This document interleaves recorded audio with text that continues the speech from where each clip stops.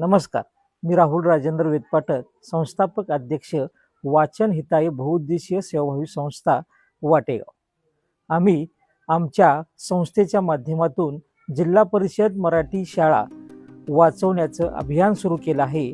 या वाचन चळवळीच्या जिल्हा परिषद शाळा वाचवण्याच्या अभियानामध्ये आम्ही आपल्या जिल्हा परिषद शाळेचे पुण्यपूजन हा उपक्रम सर्वत्र महाराष्ट्रभर चालू केला आहे. ज्या शाळा 20 पटातील शाळा आहेत अशा शाळांचं आम्ही पुण्यपूजन करतो. पुण्यपूजन उपक्रम काय आहे तर आपली जी मराठी शाळा आहे ती पुण्यवान शाळा आहे. या पुण्यवान शाळेमध्ये अनेक चांगले विद्यार्थी घडले, अनेक चांगले अधिकारी झाले, अनेक चांगले शिक्षक सुद्धा या शाळेतून तयार झाली आणि ही शाळा आता शासनाच्या नियमानुसार ज्या 20 पटातील ज्या शाळा आहेत त्या शाळा शेवटच्या घटका मोजत आहेत. आणि अशा शाळा ज्या आहेत या शाळेमध्ये आपण जाऊन वाचन चळवळीच्या माध्यमातून त्या शाळेच्या पहिल्या पायरीचं आपण पुण्यपूजन करतो. या पुण्यपूजन केल्यामुळं या शाळेबद्दल लोकांमध्ये किंवा पालकांच्या मध्ये जनजागृती निर्माण होते आणि या जनजागृतीचा फायदा या शाळेंना होईल. यामुळे आता जर आपण पाहिलं तर शासनाने प्राथमिक जिल्हा परिषदच्या शाळेला अनेक प्रकारच्या सर्व सुविधा प्राप्त केले आहेत किंवा दिले आहेत आणि या सुविधाचा फायदा त्या विद्यार्थ्यांना मिळावा व त्या विद्यार्थ्यांचे शिक्षण सुद्धा चांगल्या पद्धतीने पुढील शिक्षण चांगल्या पद्धतीने व्हावे ही आपल्या वाचन चळवळीच्या माध्यमातून आमची प्रामुख्याने ही भूमिका आहे. आणि आता प्राथमिक शाळेत जर पाहिलं तर जिल्हा परिषदच्या शाळेचा शासनाने 7 ऑक्टोबर 2025 जे परिपत्रक काढलं ते पहिल्या परिपत्रकामध्ये महाराष्ट्रातील 600 शाळा बंद होण्याच्या मार्गावर आहेत. या 600 शाळा ज्या बंद होण्याच्या मार्गावर आहेत या 600 शाळा ज्यावेळी बंद होतील त्यावेळी 25,000 महाराष्ट्रातल्या विद्यार्थ्यांना या शाळेपासून वंचित राहावे लागेल. मग ग्रामीण भागातील विद्यार्थ्यांच्यावर याचा प्रामुख्याने परिणाम होणार आहे. कारण ग्रामीण भागात जर पाहिलं तर एखादी आपली प्राथमिक शाळा असते आणि त्या शाळेमध्ये हे विद्यार्थी शिकतात. ती शाळा जर बंद झाली तर त्या विद्यार्थ्यांना किंवा त्या पालकांना एक 4 ते 5 किलोमीटर अंतरावर असणाऱ्या शाळेमध्ये पाल्याला आपल्या सोडावी लागेल. म्हणजे प्रत्येकाला या शैक्षणिक विभागाच्या माध्यमातून जी काय सुविधा आपल्याला मिळते त्याचा फायदा आपल्याला घेता आलं पाहिजे आणि पालकांनी सुद्धा आपल्या विद्यार्थ्यांना खाजगी शाळा किंवा अन्य इतर कोणत्याही शाळेमध्ये न घालता प्राथमिक शाळेमध्ये सुरुवातीला प्राधान्य दिलं पाहिजे आणि प्राथमिक शाळा आपण सर्वांनी वाचवल्या पाहिजेत.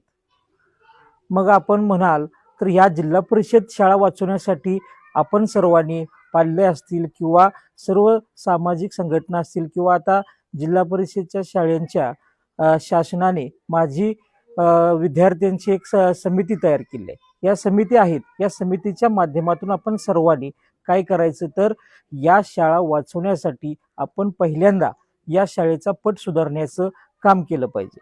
जे आपल्या जवळपासचे जे विद्यार्थी आहेत त्यांना आपल्या जिल्हा परिषदमध्ये शाळेमध्ये ॲडमिशन घेण्याचा सल्ला दिला पाहिजे किंवा त्या पालकांचं सांत्वन केलं पाहिजे आणि त्या पालकांना आपल्या शाळेपर्यंत आपण सर्वांनी घेऊन आलं पाहिजे.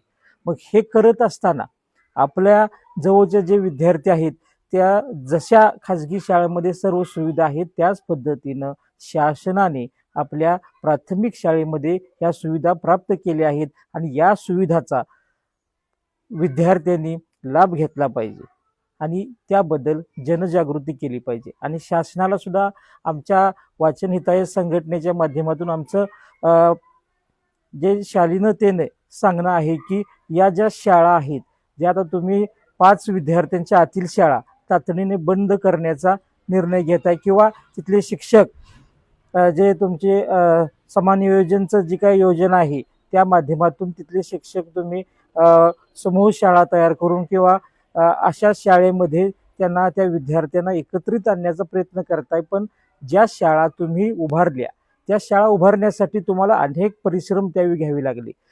सुरुवातीपासून शाळेची मान्यता असेल किंवा तिथं शाळेची जागा असेल किंवा ती शाळेची इमारत असेल किंवा त्या शाळेमधल्या ज्या काही सुविधा असेल त्या सर्व सुविधा तुम्हाला तिथे प्राप्त करण्यासाठी अनेक अडचणी त्यावेळी आल्या असतील. आणि ही जर एकदा जर शाळा बंद पडली तर या शाळेमध्ये पुन्हा शिक्षणाचा दिवा लवकर लागणार नाही आणि हा शिक्षणाचा दिवा लागावा यासाठी आपण सर्वांनी ह्या शाळा अगोदर वाचवल्या पाहिजेत आणि ह्या कमी पटसंख्येच्या शाळा शासनाने तात्पुरत्या न बंद करता लगेच बंद न करता ह्या शाळा आपण त्या शाळेला एक ठराविक कालावधी दिला पाहिजे. 1-2-3 वर्षामध्ये या शाळेची परिस्थिती सुधारते का हे पाहिलं पाहिजे आणि नंतरच असा निर्णय शासनानं घेतला पाहिजे. जिल्हा परिषदच्या शाळेला शासन एका बाजूनं प्रोत्साहन देतं आणि इकडं खाजगी शाळा ज्या आहेत त्यांना सुद्धा शासन त्या पद्धतीचं प्रोत्साहन देतं.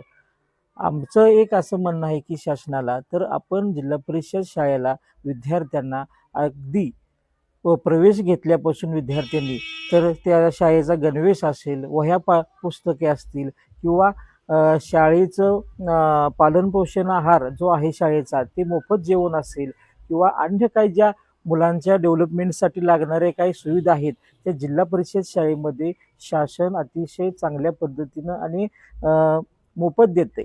पण एका बाजूला ह्यांना शिक्षण मोफत द्यायचं आणि एका बाजूला खाजगी शाळांना प्रोत्साहन द्यायचं, ह्या ज्या शासनाच्या ज्या संकल्पना आहेत ह्याचा शासनाने थोडा विचार करावा आणि यामध्ये बदल करून जिल्हा परिषदच्या शाळेंना जसं कसं चांगल्या पद्धतीचं प्रोत्साहन मिळेल या पद्धतीचं शासनाने धोरण आयोजलं पाहिजे आणि या धोरणानुसार जर शासनाने जिल्हा परिषद शाळेमध्ये काम केलं तर जिल्हा परिषदच्या शाळा पुन्हा एकदा गतिमान होतील आणि पुन्हा एकदा जसं वसंत ऋतू येतो त्यामध्ये झाडांना बहार येतो तसं आपल्या जिल्हा परिषदच्या शाळेंना विद्यार्थ्यांच्या माध्यमातून बहार येईल आणि ही शाळा पुन्हा सर्वांच्या दृष्टिकोनातून गतिमान होईल.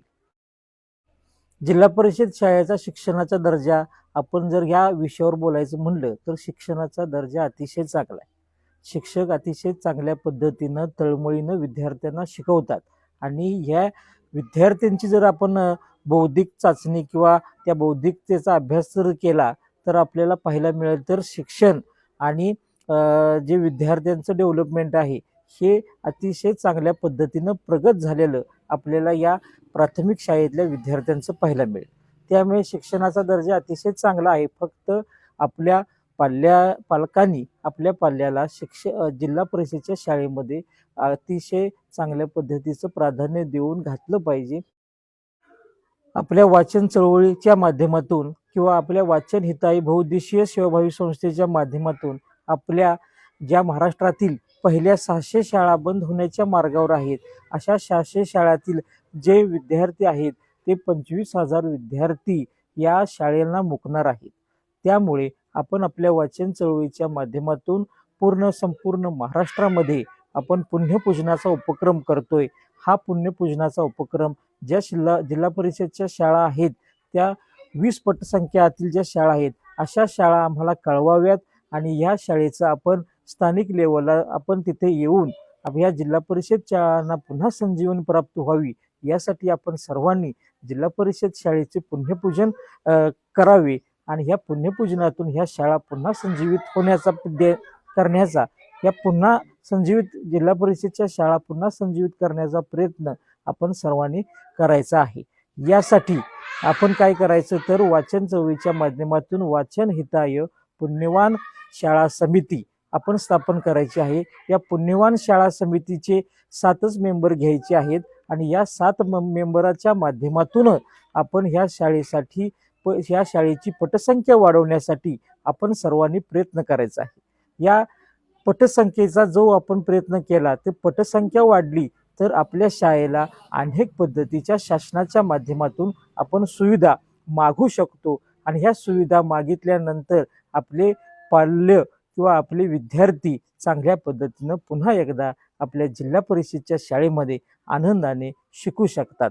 यासाठी मी आपल्या माध्यमातून वाचन चळवळीची जे आपल्या माध्यमातून मी महाराष्ट्रातल्या सर्व पालक असतील, शिक्षक असतील किंवा विद्यार्थ्यांना एक विनंती करतोय. अशा ज्या काही शाळा आहेत त्या शाळेंची आम्हाला माहिती कळवावी.